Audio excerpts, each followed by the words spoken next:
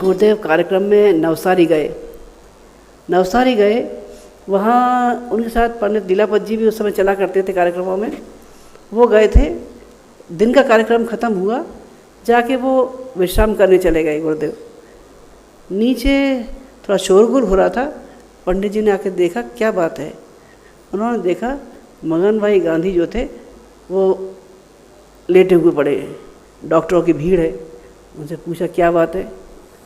उन्होंने कहा कि साहब अब तो इनको हार्ट अटैक हुआ है, इनमें कुछ नहीं है। गुरुदेव के पास बताने किसी की हिम्मत नहीं। वो सोचने लगे गुरुदेव थके हारे अभी आए हैं, पर ये भी चाहते थे कि हमारे घर में जो घटना हो रही है गुरुदेव उसका निराकरण करें। किसी ने कुछ नहीं कहा, लेकिन गुरुदेव अपने आप ऊपर से उतर के आए। बोले क्या हुआ। बोले डॉक्टर ने मगन भाई को कह दिया ये अब जिंदा नहीं है। उन्होंने कहा अच्छा तुम लोग ऐसा करो, कमरा छोड़ के सब लोग बाहर चले जाओ। उन्होंने कमरा छोड़ के सबको बाहर भेज दिया और थोड़ी देर बैठे साधना की।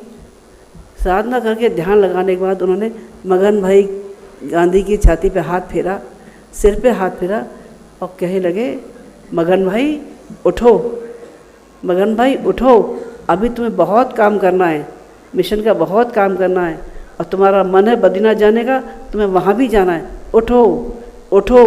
जैसी बार गुरुदेव ने तीसरी बार बोला मगन भाई उठ के बैठ गए।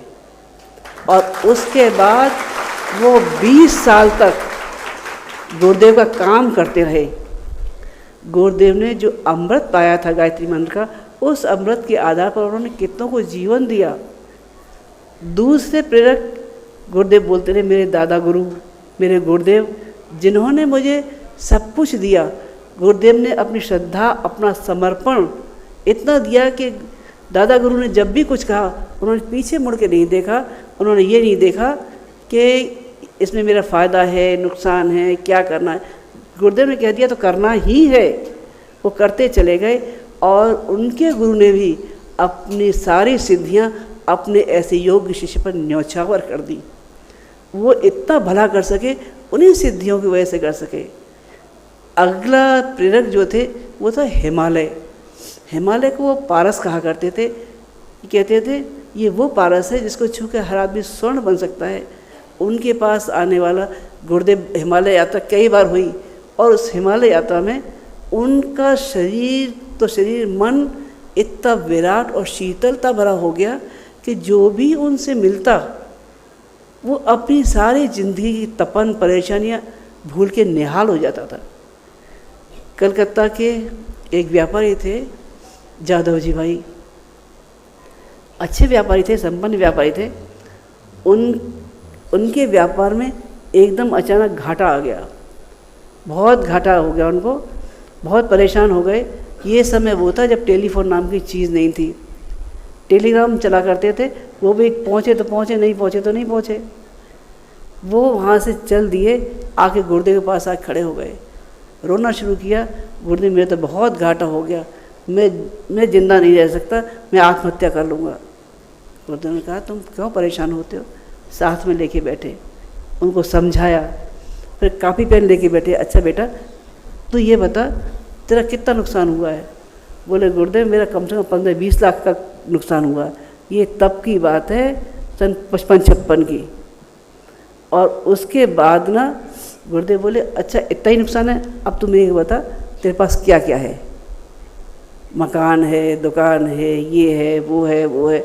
बोले बेटा जो गया है उसकी तुलना में अभी तेरे पास कितना बचा है उसको क्यों नहीं याद करते हो।